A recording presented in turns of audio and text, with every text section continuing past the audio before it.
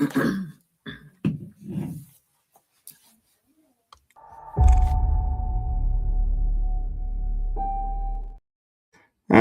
let's try this again and see that the intro works this time.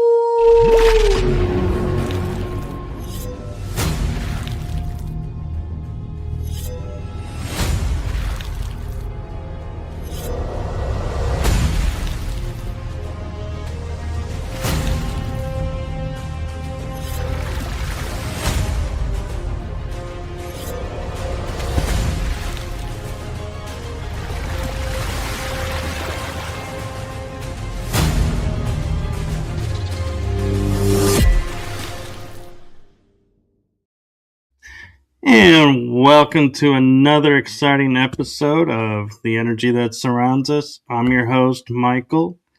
And tonight's guest, I will say in full transparency, I am super excited to have on. And we've been having a little fun chat in the background, so I totally feel like you all are in for a huge treat with tonight's episode.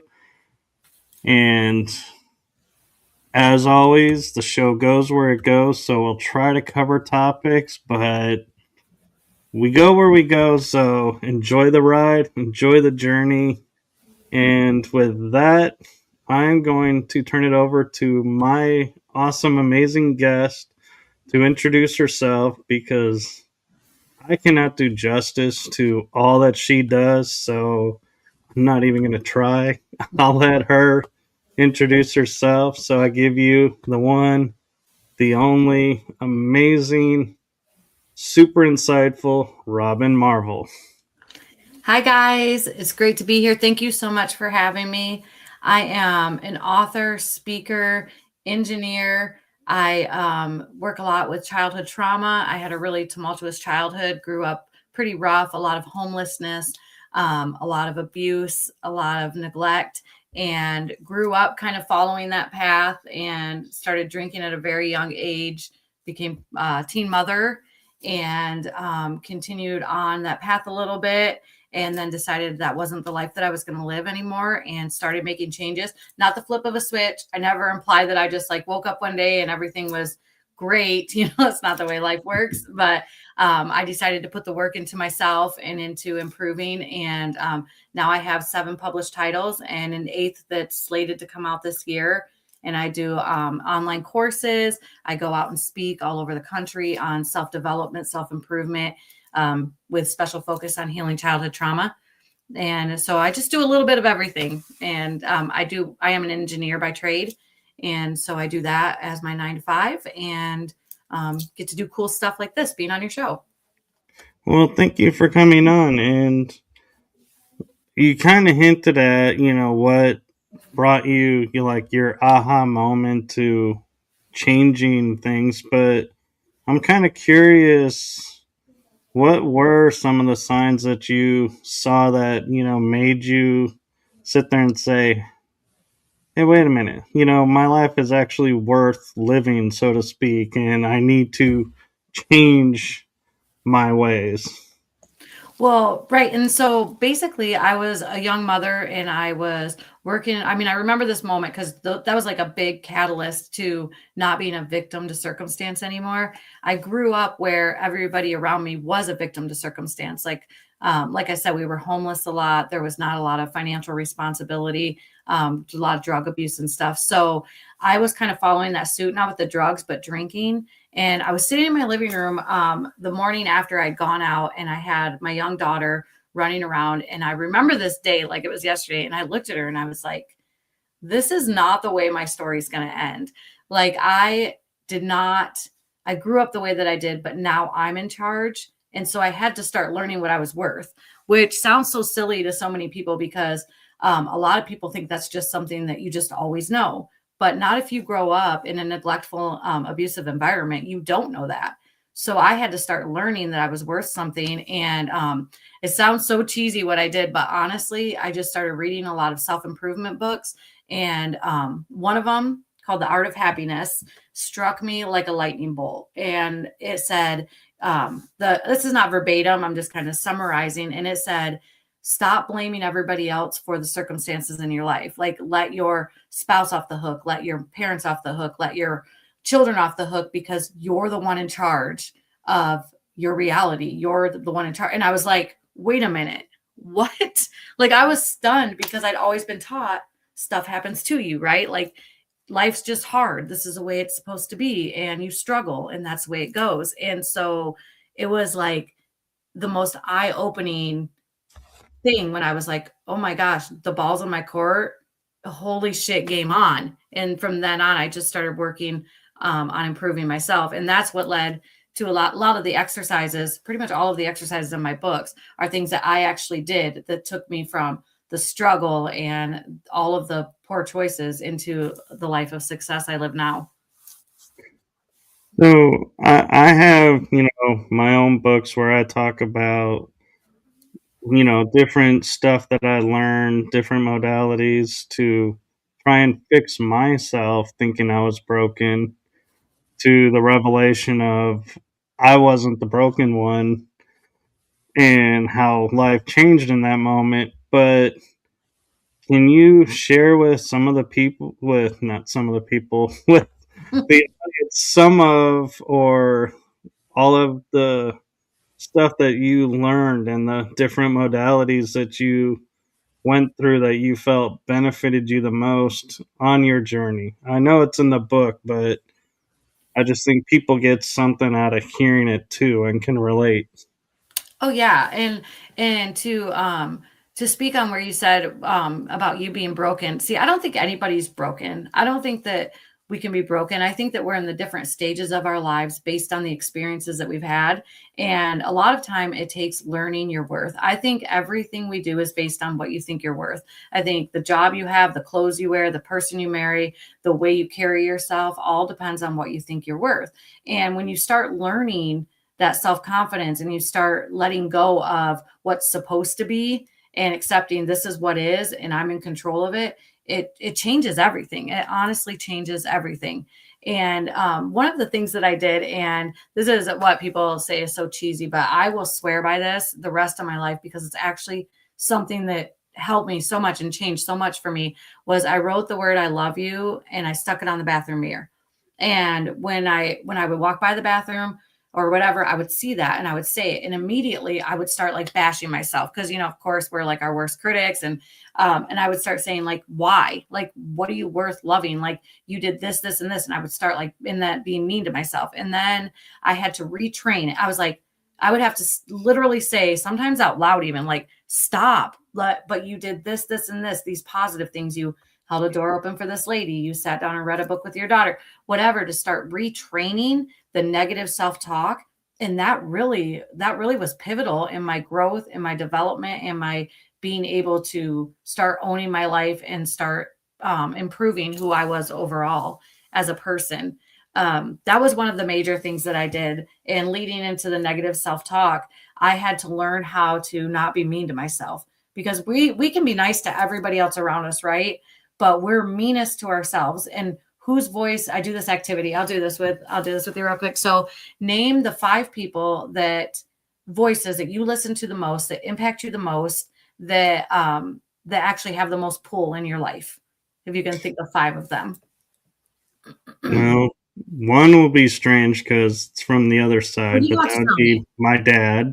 You don't have to tell me who it is. You keep Oh, it to okay. yourself. Nope, you just keep the 5 to yourself, and I encourage Okay. everyone to do this, and I do it in all of my, conferences. I do this in my books. Any opportunity I get, I share this exercise.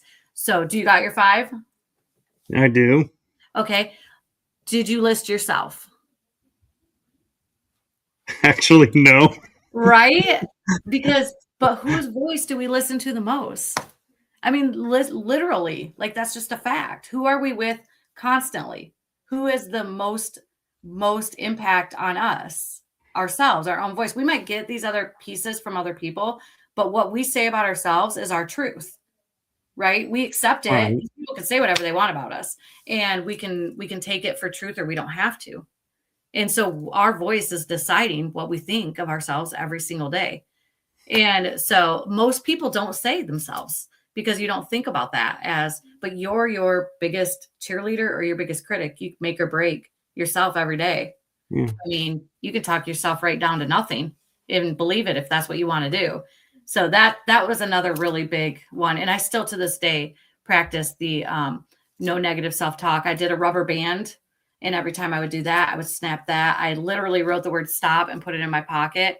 And so I would like anytime I started to like bash myself, I would like feel that and be like, no. And then this one's really pivotal. And I think this helps a lot of people. If you wouldn't say it to a 6-year-old child, if you wouldn't say it to a 6-year-old child, why the hell are you saying it to yourself? Right. You are that. Well, and to me, the funny thing too is like when you were talking about how we don't include ourselves, it's like my mind went to, well, it is my voice, but I take advice from them, and it's like they're a counsel, and it's like I start justifying, Right, yes, I right. Yeah. do, but in reality, yeah, if I should have listed myself, and I really get annoyed with myself when I say I should have, because I'm like, that is like one of the I was taught worst phrases Hmm. ever to use is don't use the word should in your language. Yeah, the shoulda, coulda, woulda. It gets all of Yep. us. Yeah, and it's funny because, like you were saying, like you get the feedback from other people, and that, but it has to become your truth because, like I said, anyone can say anything they want about you, and that's um why loving yourself is so critical because people can say whatever they want and you get to interpret it and go, yep, that's true about me, nope, that's not true about me. But ultimately it's you deciding. You label yourself, that's what the thing is. And I try to, when I work with kids especially, because they're so influenced by bullies and outside voices, and they're so being molded right now, right? And so Right. I try to pound that home, like, listen, like, you decide if that's true or not about you. They can say it all they want, but you make the decision if that's true about yourself or not. Yeah, and the point I was going with the justification that you start is what I always sit there and always will watch scenarios, watch experiences, even my own experiences. I love to watch from the third person.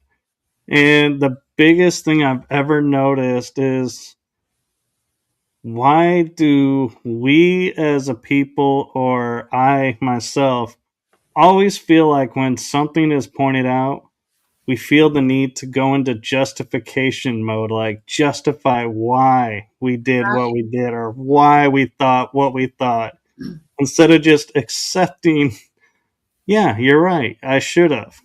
Yep. It's like we're like, no, it's not I should have accepted it. It's, well, I did, but I just didn't think that's what you wanted to hear. And it's like, I'm not needing to justify anything. Why am I in justification mode?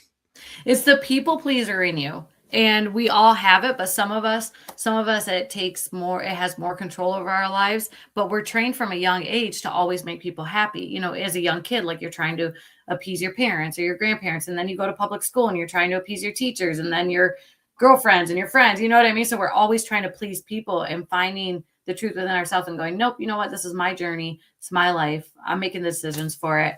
Then you can free yourself from that level of people pleasing. But we all have that. I know we do.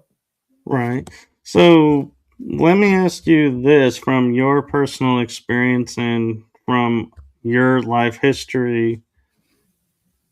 How do you see when you're in that mode, and what do you do to help keep yourself from returning and getting stuck in that mode, like the justification or the people pleasing? Because I know I'm very strong in my convictions of who I am and where I wanna go, and I feel like I didn't go through all of that stuff because it's hard to change. It's a challenge for any of us just to change, like, our favorite pop, like, we get we get addicted to our soda, whatever you guys call it down there in Texas, but we call it pop up here in Michigan, but just to change that is a big deal, right? So, Yeah, imagine changing something that has been who you are for all of these years. And I went through a lot of hell to get to be who I am right now today. And so I like that. I like who I am today. So there's no doubt in myself that I'm just going to keep growing and excelling, and I stay focused. I work on myself all the time. I don't ever think I know I won't ever be a finished product. You know what I mean? I'm always going to be learning, always going to be growing, always going to be changing in a positive way. So there's no thought pattern of mine. I've changed those habits. And that's what I really focus on in my books and my workshop, especially my online course is about where these are not just changes that we think about. These are habits. These are going to change our actual habits so we don't go back to it. I mean, there's scientific study after study after study that, rehearsing something over and over and over makes you better, makes you stronger. And that's really what we have to do with our habits and gaining new ones so we don't keep those mindsets. It's a total shift. And that's what I do for people in, like I said, in my books and especially in my online course. right. And I'm like hearing in my head as I'm hearing you talk and explain this. It's like my brain, like goes, I can totally see her in the Marvel universe. I wonder with her last name, does she ever get people walking up and being like, you really belong in that Marvel universe? Or is that why you picked that as your last name? Because you're from that universe? Yeah, it actually is my last name though. So yep. So it's just Robin Marvel. I don't have a middle name, so I'm just Robin Marvel. So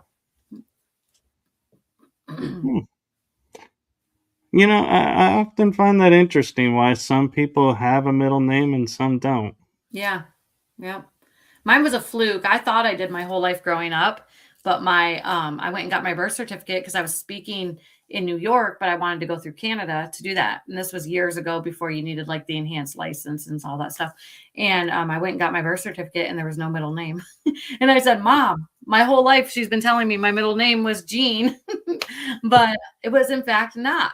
So anyway, yeah, so I'm just Robin Marvel. There we go. Well, I don't see why you couldn't be Robin Jean Marvel just Yeah, because it's not on a birth certificate. that's true. That's very true. I have been my whole life, so I kind of wonder. I don't, this isn't in your bio, but have you ever thought about like past lives or something that name could be connection to something in that arena? I've actually had a past life reading done. My aunts were very much into energy and doing past life regressions, and I actually had one done. Boy, how old was I? 19, and I actually was an Indian and died in the past life and everything. Went through the entire regression, and it was really cool. It was a really neat experience. She did like entity removal and things like that too, and that was incredible. Like, I mean, I fully believe in energy for sure. I mean, obviously, and so those were really good experiences. And talking about entity removal, there's been talks now of coming up with all the hardships and life. Was it due to an entity attached, or was it naturally you just could say had the bad luck of going through that? But I wonder your thoughts, with your past, since, you had at 19 entities removed, do you feel like some of your experiences might have been due to the entities attached? I don't. I think that my experiences were based on choices that were made, obviously that were made for me when I was a child. So when my mom was pregnant for me, my older sister passed away, and they told her like she'll never make it. You should abort and all that stuff. And my mom was like, absolutely not. And she carried me full term. I do believe that some of my um, energetic makeup is a reflective of that, like maybe some of the ways that I'm emotion, the ways that I have a lot of empathy and things. I think that did imprint that, because I mean it's been proven that the child goes through the experiences and emotions and trauma that the mother goes through, and so I think that that has some residual effects. But I think the situations that I faced have been my own choices that I've made, whether they were poor choices or good choices, because I fully believe I'm in charge of my life now, and creating my reality as it goes based on the choices that I make.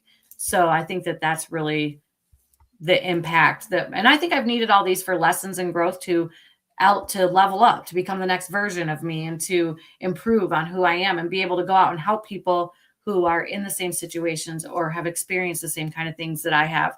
And I think that that's been a really humbling and experiences that I'm really grateful for. I don't look back at my childhood and think, oh, I'm so mad. I have forgiven my mom and dad years and years and years ago, because they were doing the best that they could. They didn't have good upbringings either. And it's just a generational cycle until you break it. And you have to be strong enough to break it, because it comes with challenges, and it comes with you having to be a very strong person. And most people that you know and I know just have plateaued. They're just going through the motions, and you know it when you're saying like, how was your day?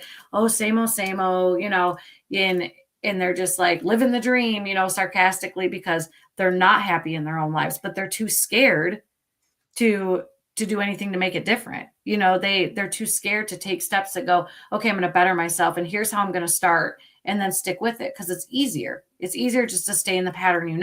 That's why so many people don't break generational cycles, because that's what you know what I mean. You just keep going through the motions and doing what you know. I do, and I respect that. And actually, I love that answer about, not blaming the entity and Right. owning it, because I used to always think about, man, I could go back in time and fix this and fix this.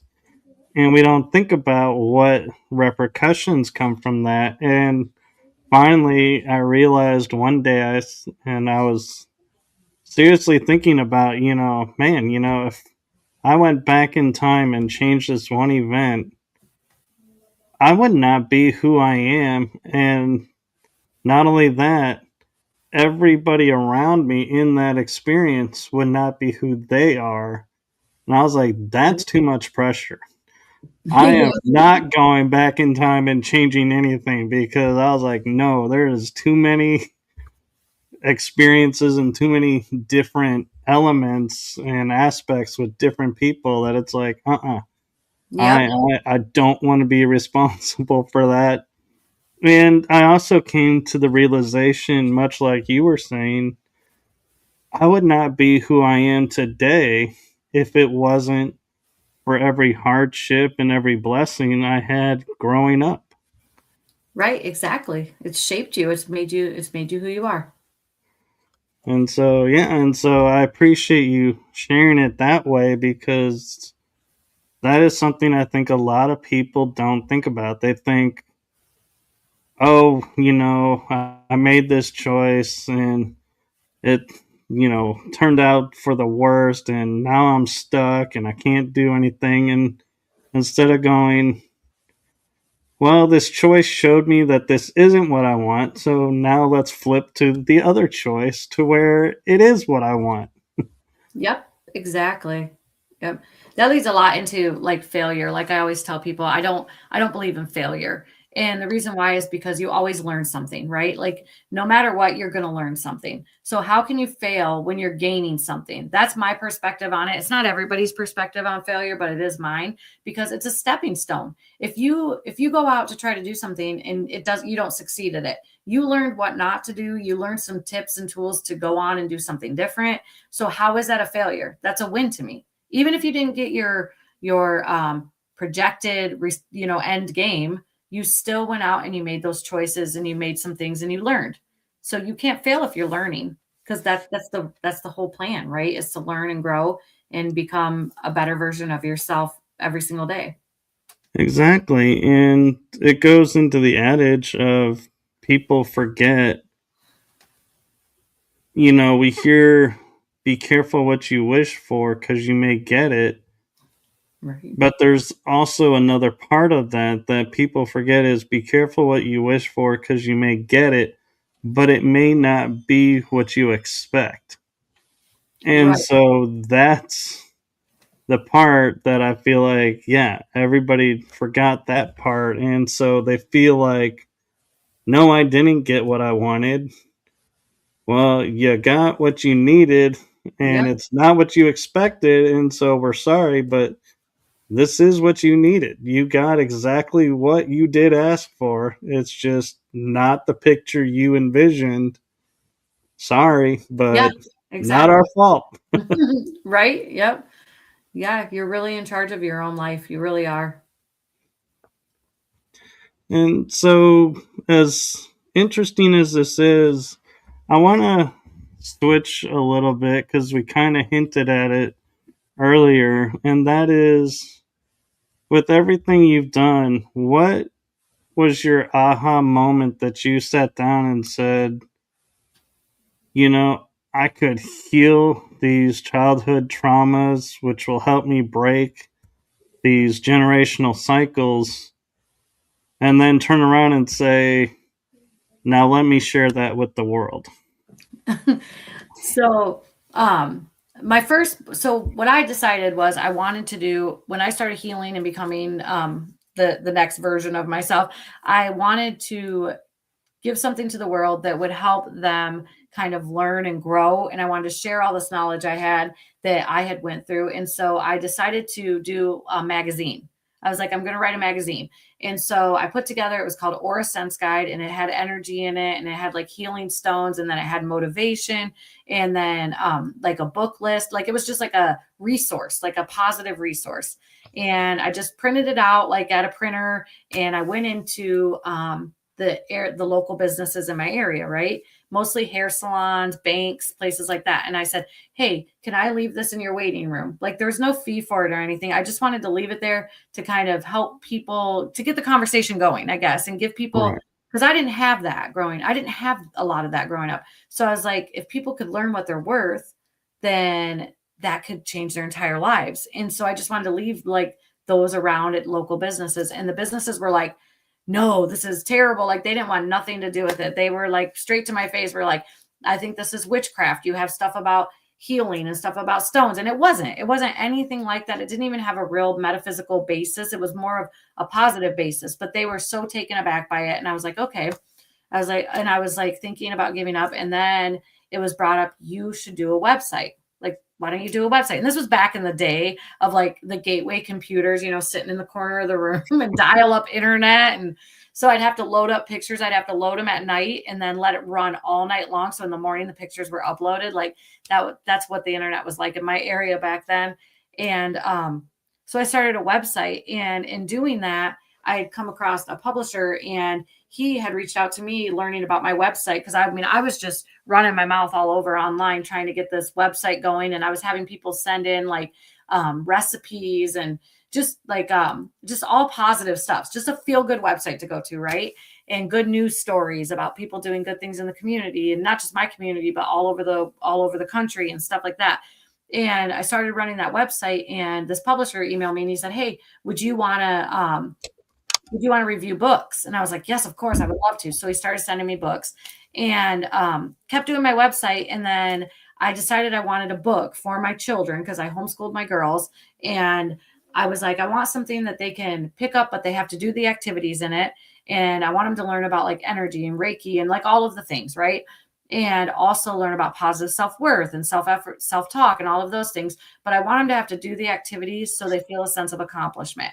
So looked online. I ordered some books from Amazon. I could not find what I was looking for. And I remember it. I mean, it's so vivid in my memory. I was sitting at the desktop computer and my girls were sitting at the table doing schoolwork. And I turned around and looked at them and I was like, you guys, I cannot find anything. I'm like, I'm just going to write it. And they were like, yeah, you should write it. And I was like, okay, I guess that's what I'm doing. And I immediately turned around and sent out an email to that publisher that had been sending me the books for review. And I said, hey, this is my idea. What do you think? And he immediately emailed me back and was like, can you get it to me by Wednesday? And this was like a Sunday. And I was like, of course. So I wrote the whole book in like 3 days, but it went through edits and all that stuff. And I remember sending out the manuscript because it wasn't like the internet now, because now my book's it's all online, right? I do everything with him online. I don't send any paper copy, but back then I had to send the paper copy. And so I printed it out. And me and my girls like had it in a manila envelope and we were like sitting on the living room floor and I'm like, okay, here's to like helping other people and here's to our future and whatever. And we all like put our hands on it and then we took it to the post office and mailed it. And then here we are 7 books later and just growing, helping and building, helping people heal all over the world, which is just a really cool thing. But that was really the moment when I was like, I think people need to hear my story because people can be scared to speak their truth, but when they hear other people speaking it, it gives them that confidence sometimes. And I also want people to know you're not alone. Like I've been there. I was in the trenches. Like if I can pull myself out of it, so can you. And I've got all of these tools that I used and I want to give them to you. And they might work. They might plant seeds. They might work now. They might work 5 years down the road. I don't know when they're going to work for you, but you have them. You have the opportunity, and I'm here to cheer you on and help you.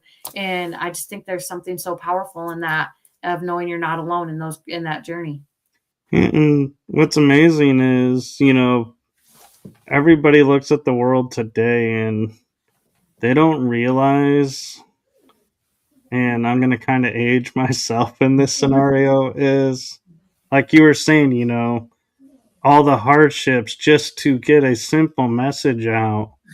Right. Yeah. What we had to go through and all the judgments and all the fears that people had around it because it was a different topic. It Oh, wasn't the yeah. mainstream topic. And so everybody was like, no, no. And yet you pushed through. And now today it's everyday conversation. And so I like to acknowledge, the fortitude and perseverance that you had to have Right. to be able to stand up to all of those no's to be where you are today, to where those no's are now maybes or yeses because you didn't give up and neither did everybody else that was trying to get the message out, the positivity and everything. And so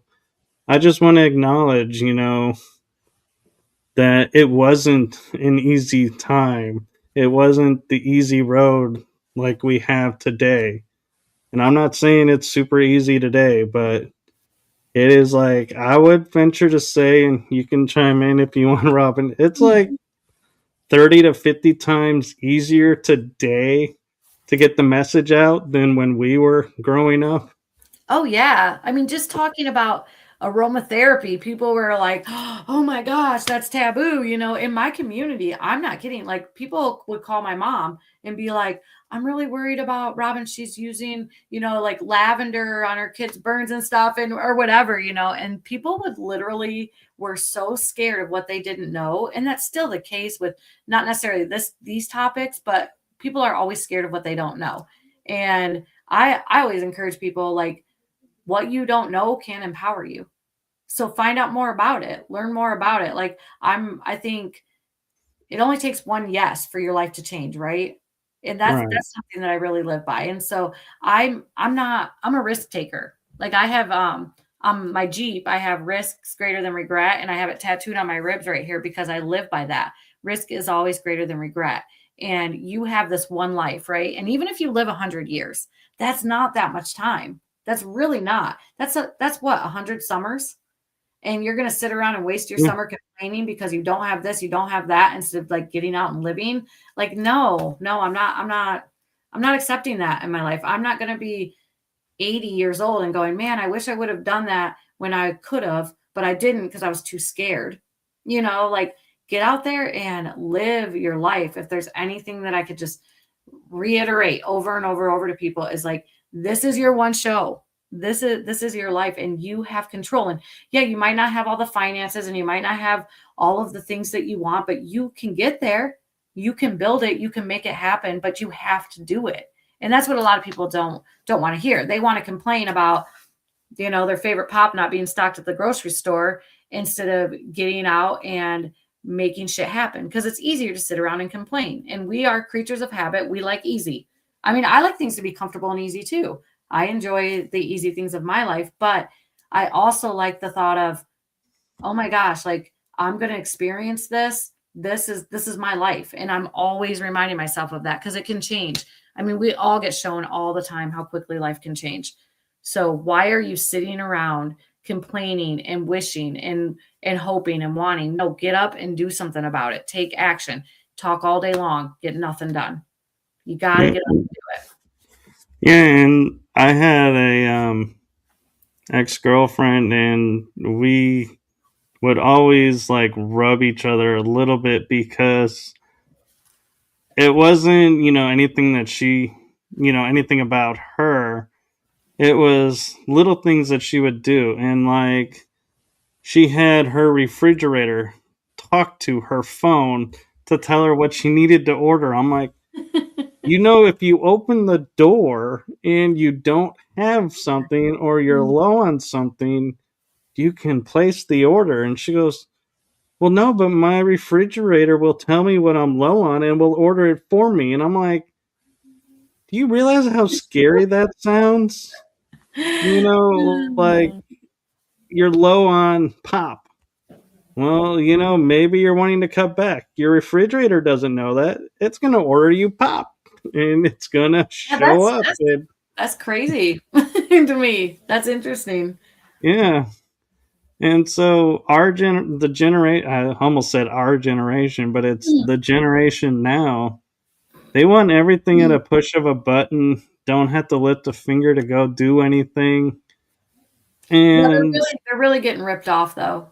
They are. yeah, Yeah, they're not getting they're missing out on, and I'm not saying all of that generation. I mean, but some people, I just feel like a lot of stuff's too easy, and so it's like instant gratification, and so you're missing out on like the nitty-gritty of life. Like, I think that the I will stand by my age group of growing up, which is like, I was a kid in the 80s. Like, that was badass. Yeah, that oh was the yeah, best. That was the absolute best time to be growing up. And so I'm really grateful for all of that time that we were running free and just being a kid. Even though I had a rough childhood, I still love that time period, and it was the best time period. But we yeah. probably And everybody thinks that probably about their age.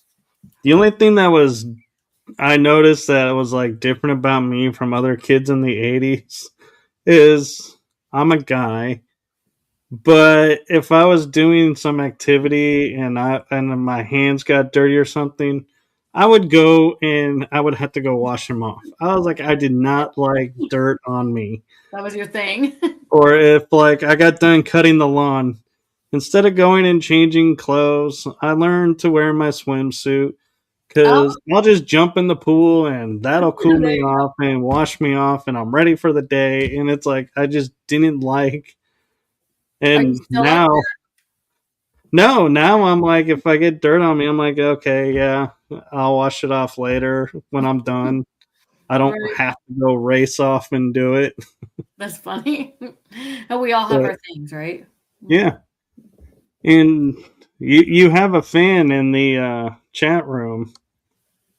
Anina too writes, Oh yeah, Robin's first Anne. book Yep. is awesome. Hey, Anne. Thank you. Yeah, she's been a friend of mine for a long time. She's a great lady. Mm. Well, that's awesome. And so, what are signs or things that people can look for when looking at like childhood traumas that can say now's the time to look at them, and here are ways where you can look at them so you don't have to get emotionally charged by it. I think that all of us have childhood trauma, no matter what. Even people who have cookie cutter, the best childhood, there's still issues that arise. And one of the things that I talk a lot about in my online course and stuff is that these childhood traumas are directly impacting the way our lives are today. So you find a person who has abandonment wounds, right, from childhood. That is going to bleed over into their adulthood. That's going to have an effect on the relationships they have, the way that they treat their kids, the way that they treat their significant other, because of these childhood wounds that they haven't healed yet. So they're living their life through a wounded eye. And that's what I call it in my books and stuff, because what happens is you go through a traumatic situation like abandonment as a kid, and then you start seeing the majority of life through that wound.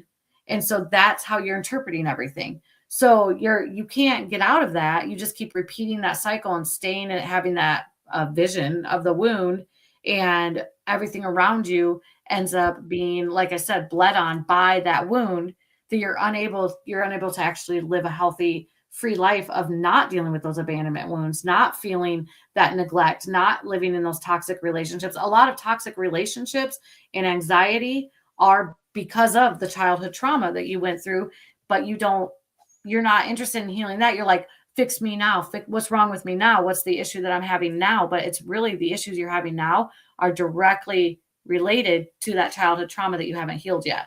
And that's really what I try to teach people too, is I'm like, look at what it's whatever your challenge is now. Say it's anxiety. You're having this anxiety based off of some kind of situation that happened when you were a child that you never healed. That's what I want to help get to the bottom of for people. That's what I want to help people heal, is those wounds that are still gaping wide open and are affecting our lives now. Because it's just proven scientific facts. And there's so many, all of the things, all of the activities and exercises and healing lessons that I show people and teach people are all scientifically backed. They're not just, it's not like woo woo stuff like people call it. This is actually scientifically backed stuff that you can use and implement into your daily life, change your habits, and then actually live free, not have that anxiety, not have that toxic relationship. Because when you start improving yourself, this is the craziest thing, but people start dropping like flies. Like when you start becoming a better version of yourself, people can't hang with it because they're not healed themselves and they don't want to. That's another thing. If you don't want to heal, I can literally give people every tool in the entire world and spend countless hours with them. But if you don't want to make the changes, then you won't, because it's up to you. Like this is your show, this is your life. And so you can't, it's just like people who like try to implement things onto their children, for example. And they're like, my kid's not going to do this and not going to do this and not going to do this. Their kid's going to do what their kid's going to do. You can guide them, you can influence them, you can give them the tools needed to help them have structure and a foundation. But ultimately, your kid is going to do what they want to do. So it works the same way with us. We're going to do what we want to do. So if you don't want to change, you don't want to invest in yourself, you don't think you're worth that, then why waste somebody's time? You know what I mean? Like why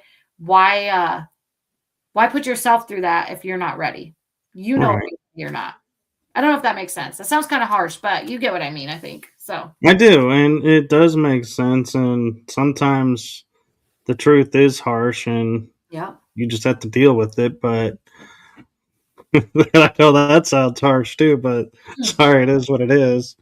Right. But I'm curious, when you're doing your motivational talks and you're doing your online presentations and everything, what do you do when you come across the person who says, "Oh, I've healed my childhood traumas.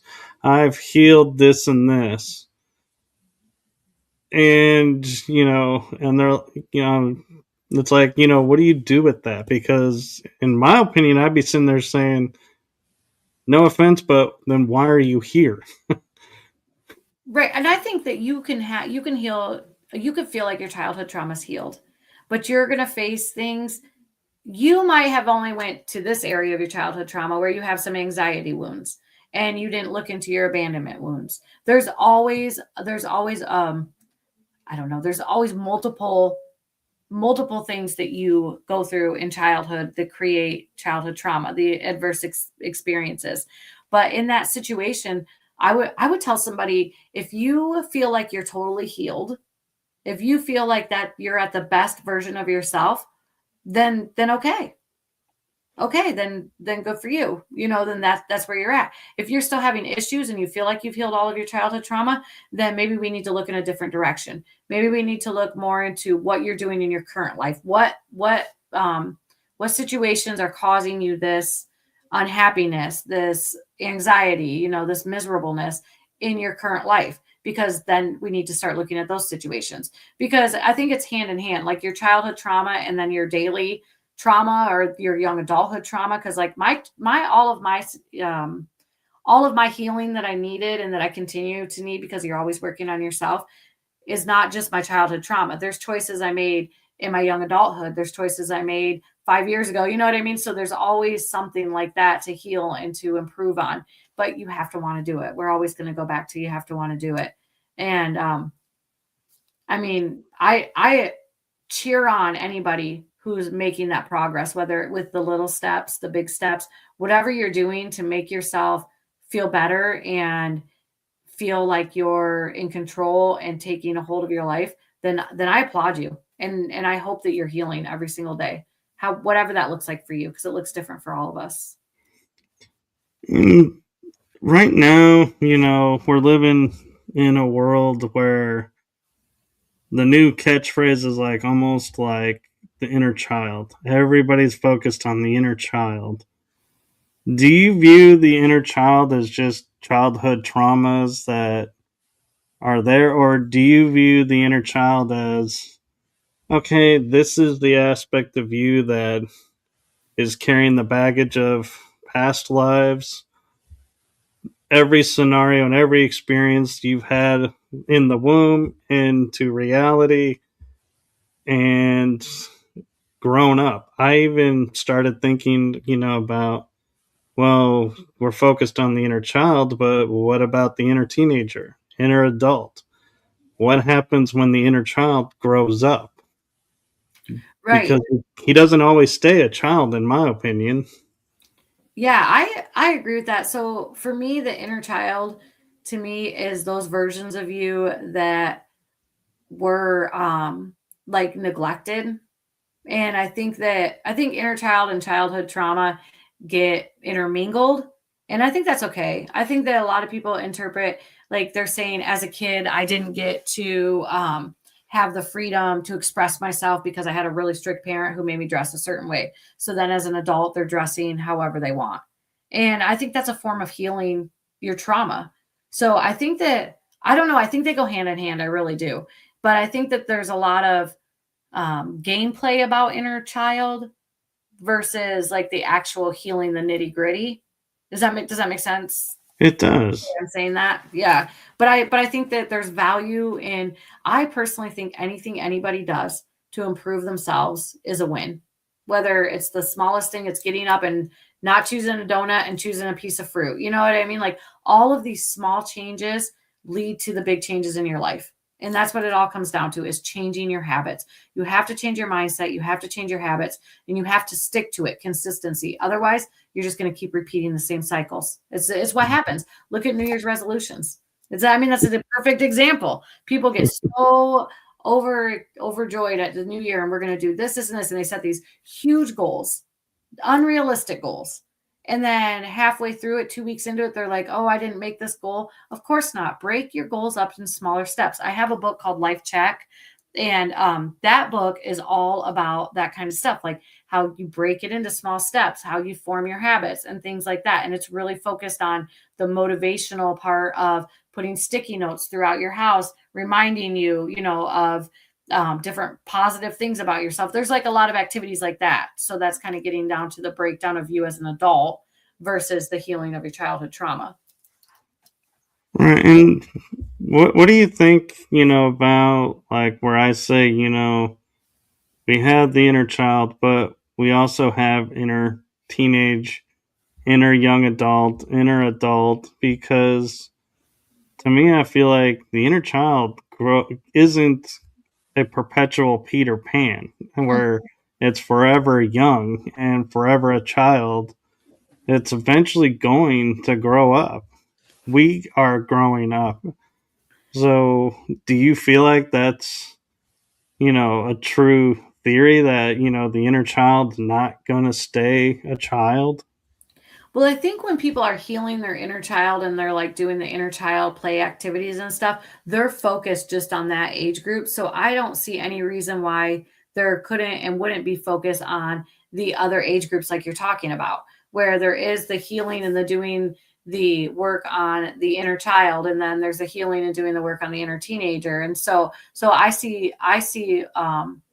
can agree with that there would be different stages of that inner child, inner person, whatever. I mean, even like 10 years ago, that part of you is so different. And I mean, it blows my mind at how much we can change in just such a short amount of time. Like I always say, people complain about aging and stuff, and I'm like, absolutely not. It's a privilege, right? But I always think about, like, I'm better now than I was 6 months ago. And I'm way better now than I was 5 years ago. I'm just keeping on improving and healing and growing and becoming this different version. And I think that's what we're designed to do as human beings. And that happens through healing, and that happens through healing the hard stuff, and it happens through making that choice to heal that hard stuff. And not everybody's ready for that. Yeah.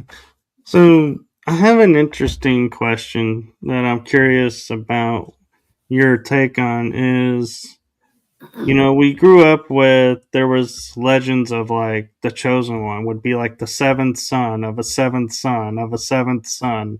Okay. It was like there was something unique and special about that particular person. Do you think that certain people are born with, say, a soul contract or something that when they reach a certain age, they're going to have the strength and the ability to turn around and say, you know what? For generations, we've done this. It's not working anymore. It's time to change. And I am putting my proverbial foot or sword in the ground and I'm making my stand here and now, and we are changing this.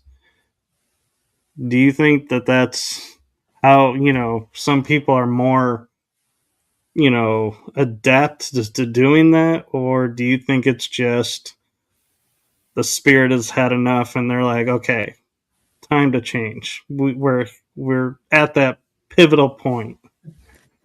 I think that some people are just forged in the fire. I think some people are meant to be game changers, and I think that the the harder situations you go through, the stronger you become. I know that that's a fact. What doesn't kill you makes you stronger. But I think I don't know. I guess I haven't really thought of it that way. I just think that eventually there's people in the generational line, and they're just like, that's enough. Like, I don't want this to be my story, and I'm the person that has to change that. And then you have to be strong enough to do it. So I don't know. I don't know. I think it becomes a personal choice at some point or another, But then my uncle used to say, when I was young, he used to say, Robin's so different from the other kids. Robin's so different. And he used to tell all the adults that, like, there's something different about her. So I don't know. Maybe that is the case. Maybe there is a blueprint on my life, and this is the trajectory it was supposed to go. But I fully believe in self-creating. I believe that we create our own reality. I think it's based on the choices that we make, and what we choose to do with those choices. Almost like those books, those adventure books, like turn to page whatever or turn to page Yeah. whatever. I Choose your own adventure. Yeah. Exactly. And I think that that's true, because it just takes one decision for your entire life to be different. And that's just a fact. And that's why one of my most annoyances is when people say, "Oh, it's just another day. It's just one day." No, It's not. Like, everything happens in one day. Everything happens in one day. So you have to live to your fullest each day. And I'm not saying that I'm on all the time, because I have moments I wake up and I'm off, but I remind myself so quickly how fast life can change, what an absolute privilege it is to be alive, and how I don't want to waste any of my time. Like, my childhood was what it was. I couldn't make those choices or do anything about it. But I will be damned if now, as an adult, I'm going to live in those same cycles and go through the same things and struggle when it's up to me. Like, this is my show. So to me, that's enough for me to make the choices I want to make to live a strong life, to make my mission to help others do the same, and show them how to do the same. And that's enough for me. Like, I don't want to go back to that life. I don't want to live a hard life. So that's motivation that puts me to the next level and keeps me thriving and going every single day and working really hard, because I don't want to live that life again. And I think you get to that point in your life where you're like, enough's enough, and then you're ready to make changes. So you do. Yeah, yeah, I agree because I used to feel like you were saying, the quote being forged and going, if I didn't have those experiences, I couldn't be relatable to a lot of people because I've lived through so many different type experiences that I have a frame of reference for everyone. So I started going, maybe that's why I grew up the way I did. And then I was like, yeah, but I probably could have learned those without that. But Not yeah, I this. guess. Yeah. But the thing that, kind of makes me laugh, like, you're talking about the Choose Your Own Adventure series books. As much wisdom and knowledge that I have, even to this day, I will pick one of those up and I always end up dead. It's like I can never, I'll even go to the last page where you succeed and try to go backwards. And I'm like, I can't even go backwards. Well, Like, that is how our story ends, isn't it? That's how our adventure ends. yeah, I find it so interesting that it's like, why is it I can't read this book series and ever, make it to the end? Like, yes, we solved the mystery. Yes, we got it. Everything. Nope, it was you took a wrong turn and sorry, Yeah. your adventure ends now. Yeah. Yep. So, and why, talking about the fear and everything, do you think that's the driving force of why, like, people, when you say, you can make a single choice and it won't be easy, but you can change this cycle and end it, where people are like, nope. Do you think it's the fear inside them that just they give into it too much, they give it too much power and have lost their ways, or it just isn't time and you have to be patient and just wait for them to find their time? I think that people are very fear based, and they're very scared of change. They're scared of not knowing. And so for them, the risk is not greater than that fear. They see, maybe I didn't say that right. The risk of something is extremely fearful to them. And so it's easier. Like I said, we are creatures of habit. Our nervous system likes to be calm. Our brain is programmed for survival. So when we start doing something new, our brain's like, wait, wait, wait, wait, wait. I didn't approve this. Like, what's going on? What are you thinking? Like, do you just stay right where you're at in your little bubble where you're safe? And even if you're unhappy, even if it's it's a less than ideal situation, it's what you know and it's easy. So we're going to stay there. And your brain will try to convince you of that. And if you're not strong enough to go, okay, I need to step out of my comfort zone. Nothing good happens in your comfort zone. That's exactly what it is. It's easy, it's comfortable, and we all like that. I like that too. I'm a normal human, but to step out of that is where you really start to live. It's where you really start to experience things. And you have to let go of that fear of the unknown, the fear of failure. Most people, if you ask them why they don't just go out and, go out and do the things they want to do, and majority of the time it's, fear of failure. What are my friends going to say? What if this happens? What if this happens? And the what ifs of the world will keep you trapped forever. Like you're literally keeping yourself in a cage by with the what ifs. So you have to make the choice that risk is greater than regret. And you have to be aware. I'm not saying just throw caution to the wind. That's not what I'm implying here.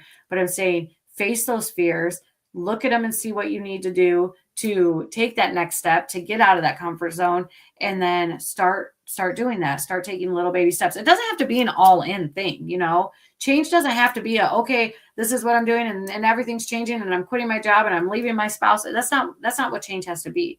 You can take the steps. You just got to figure out what direction you want to go and then how you're going to get there, and then build the blueprint, build the roadmap. And that's really what I do in my workshops. Build people a blueprint to get them from their fear-based, scared of change into the life that they want to live. And so I do think that fear plays a very big part in people staying where they're at and staying stuck and unhappy. That makes sense. And I just want to point out we're at the hour. So I don't know if you need to go or if you have time for a little bit more conversation. I have to get going because I get up at 4 a.m. for work. Okay. But I could come back. Yes, definitely. For sure. I have so many more questions in my mind, and I'm like enjoying the conversation, but I totally respect that you got to be up early. So we will definitely have you back on. And I just want to give you an opportunity super quick to let people know where they can find your books and if they have questions, the best way to get a hold of you.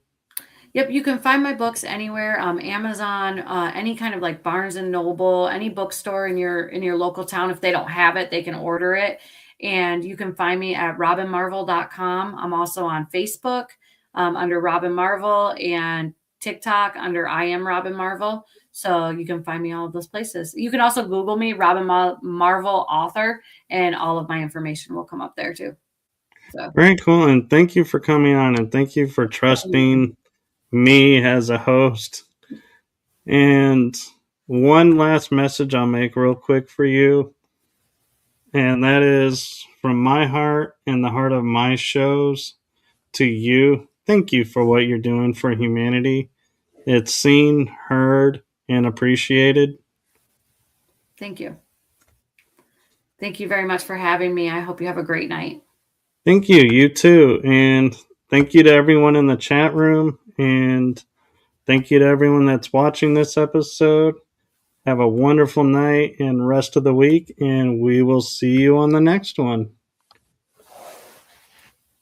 And with that, I will say good night, everyone.